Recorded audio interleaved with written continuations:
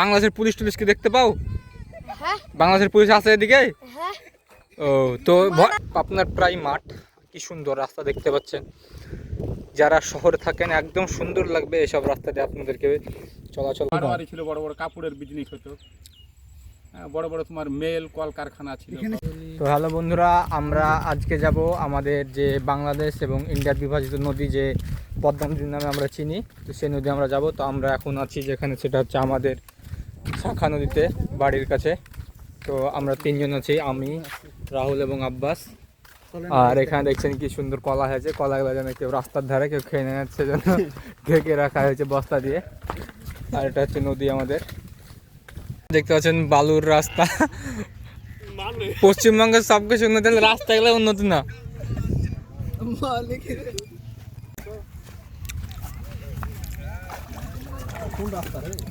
কি সুন্দর দেখেছেন। এখন আমরা হাওড়ার ব্রিজ দিয়ে পার হবো। তো ব্রিজগুলো খুবই ফাঁক, ছোট ছোট, কারণ পা ঢোকার খুব সম্ভাবনা একদম নাই।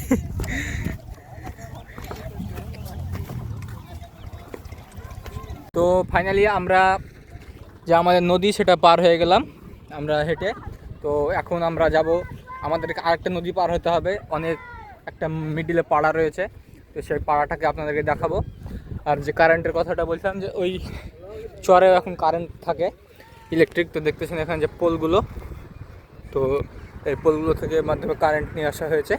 যারা শহরে থাকেন তাদের অনেকের আগ্রহ থাকে যে গ্রামের রাস্তা, গ্রামের মাঠের রাস্তা আসলে কেমন হয়।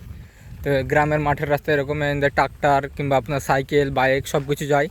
তো এই যে এখন ফসল আছে, তো সেই ফসলগুলো যেমন নিয়ে যাওয়ার জন্য এই রাস্তাটা বানানো হয়। ধীরে পারে এখন গ্রামের মধ্যে দিয়ে যাচ্ছি। এখানে একটা ছোট্ট গ্রাম দেখতে পাচ্ছেন, কয়েকটা মাত্র বাড়ি রয়েছে, 10-12টা বাড়ি। তো তাদের প্রধান জীবিকা মূলত কৃষি এবং গরু পালন, ছাগল পালনের মাধ্যমে হয়ে থাকে। একটা বাড়ি ভেঙে গেছে। তো এখানে দেখতেছেন অনেক গরু, ছাগল, মহিষ। এই গ্রামে যারা থাকে তারা মাছ মারে, তো এটাকে বলা হয় ভুমরি জাল। তো দেখতে পাচ্ছেন এই জালে একটা থাকে, নাট থাকে। তো এই নাটগুলোর যে কাজ সেটা হলো যে যখন জলে জালটা ফেলবে তখন মানে সে নাটটার ভরে জলে জালটা ডুবে যাবে এবং মাছকে ধরার সুবিধা হবে, সেই জন্য ওই নাটগুলো দিয়ে থাকে। আর এটা হচ্ছে জামা কাপড় মেলার টার বলা হয় আমাদের আঞ্চলিক ভাষায়। অবশেষে গ্রাম পার করে এলাম। তো গ্রাম পার করে আসার পরে এখানে একটা রাস্তা দেখতে পাচ্ছেন, তো এটা হচ্ছে ফ্লাড সেন্টার, যেটাকে আমাদের আঞ্চলিক ভাষায় ফ্লাড সেন্টার বলা হয়। তো এই ফ্লাড সেন্টারে আপনার কি হয়, যখন মানুষ আপনার কি বন্যাতে অনেক বন্যা হয়, তাদের বাড়ি ঘরে বন্যা উঠে যায়, তখন এখানে মানুষ এসে আশ্রয় নেয়। এবং এখানে কিছু ট্রাক্টর কিংবা এখানে কিছু দোকান করেছে, কিছু একটা বাড়ি আছে, তো ওখানে জিজ্ঞেস করবো, চলেন দেখি। সেই ফ্লাড সেন্টার, আমরা ফ্লাড সেন্টারে প্রবেশ করবো এবং আপনাদেরকে দেখাবো যে চরের মানুষ যখন অনেক বন্যা হয় তখন এখানে এসে তারা আশ্রয় নেয়, দেখতে পাচ্ছেন। আর আমরা দোতলার উপরে যাব। তো এখন এখানে একজন বাড়ি করেছে, তো এখানে কিছু ছাগল গরু রেখেছে। তো এখানে ছাগল গরুর খাবার ভুসি বলা হয় আমাদের এখানে, কাটার যন্ত্র। তো আমরা ছাদের উপর যাবো এখন সিঁড়ি দিয়ে, ছাদের উপর থেকে আপনাদেরকে দেখাবো যে আসলে মানুষ এখানে জীবনযাপন আছে, চরের জীবনযাপন কেমন হয়। তো এখানে সেলাই মেশিন রয়েছে, এখানে একজনের থাকার রুম, তো ওদিকে যাচ্ছি না আমরা। আর এগুলো ঘর। আর দেখতেই পাচ্ছেন যে সেই 3 নম্বর ছাদ, যে 3 তলার উপরে আমার ছাদ, সে ছাদ এটা। এদিকে মাঠ, সব আপনার প্রায় মাঠ, কি সুন্দর রাস্তা দেখতে পাচ্ছেন।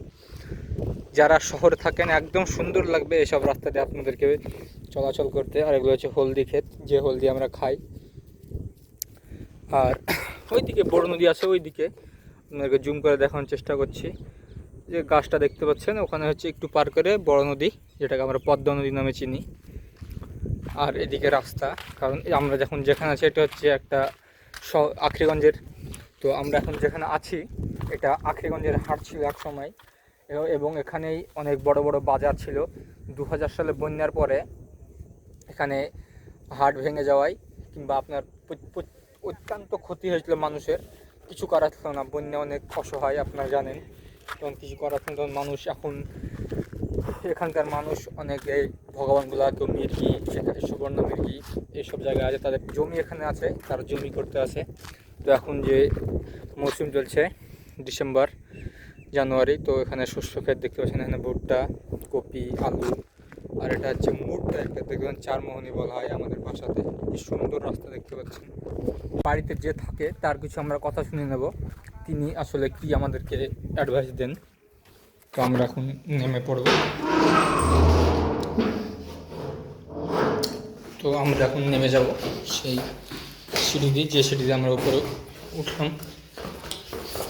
তো আমরা যাব সেই যে বাড়িতে থাকে। বাড়ি ছিল, বড় বড় কাপড়ের বিজনেস হতো। হ্যাঁ, বড় বড় তোমার মেল কলকারখানা ছিল এখানে সব। ছিল। হ্যাঁ, মানে এটাই কলকাতায় দুজন না ভাঙতে 2000 সালে, কলকাতা না হলেও বহরমপুরকে ফেল করে দিত। তাই? এটা মানে মেন মুকাম তো, মানে যখন বন্যা হয়ে যায় তখন রাজশাহীর সাথে ডাইরেক্ট হয়ে যায়। আর বাংলাদেশের সঙ্গে চুক্তি এটা বেশি ভালো হতো। হ্যাঁ হ্যাঁ, বাংলাদেশে ওই রাজশাহীর সঙ্গে নৌকায় ডাইরেক্ট হয়ে যায় তখন। তখন গ্রাম থাকে না, একবারে গোটাই রাজশাহী থেকে নৌকা ছেড়লে পরে আখিরগঞ্জ এসে ভিড়তো। আখিরগঞ্জ থেকে একবারে রাজশাহীতে ভিড়তো। তখন মানে ওইদিকে মানুষ এদিকে আসতো, হ্যাঁ, সুবিধা হতো, তখন বাজার খুব আসা যাওয়া ছিল। আর খুব একটা প্রচলন ছিল কাপড় আর চিনি। কাপড়, চিনি, আমাদের এখান থেকে লবণ, কাপড়, চিনি এগুলো যেত। আর বাংলাদেশ থেকে তোমার ওই সুপার ছিট, হ্যাঁ, ভিসিআর, হ্যাঁ, এখনো আছে একটা কি ছিট বলে নাম, সাদা ছিটটা হতো। আমাদের এই বাংলাদেশ থেকে আবার ফিল্ম আসতো, হুম। অনেক কিছু বাংলাদেশ থেকে আসতো। মানে আসা মানে এই দেশ থেকে কিছু যাইতো আর তার বিনিময়ে ওই দেশ থেকে আসতো, এরকম। তো যাই হোক চাচা, অতীতের কথাগুলো নিয়ে আর কষ্ট পাওয়ার কোনো কারণ নাই। তো আপনাকে ভিডিওতে আসার জন্য অনেক ধন্যবাদ জানাই। তো এখানে দেখতে পাচ্ছেন, এখানে চাষ করা হয়নি কারণ এখানে নদীতে জল জমেছিল। এটা হচ্ছে মেন নদী ছিল, দেখতে পাচ্ছেন এখানটা হচ্ছে ল্যাটা, যতটা সমতলের মধ্যে এটা হচ্ছে ল্যাটা জমি। এখানে ট্রাক্টর গেছে, কি সুন্দর চাকার দাগ বসেছে। তো এখানে সেই নদী ভেঙে, তো শুনতে পেলেন যে আমাদের চাচা বললো যে এটা মূল নদী ছিল, এবং এটা এই নদীটাতে যখন অনেক জল জমে যেত তখন জলের প্রেসারে অনেক ভাঙন শুরু হয়। তো এটাই হচ্ছে মূল হয়েছে, এখানে এখন মাছ ধরে মানুষ। তো এটাকে আমাদের ভাষায় বলা হয় ডোল। এখানে অনেকটা কাদা রয়েছে দেখতে পাচ্ছেন। তো এখন কিছু হয়তো মাছ থাকবে, কারণ আমাদের এখানে একটা গড়হই নামে, যা ভালো ভাষায় বলা হয় ল্যাটা মাছ।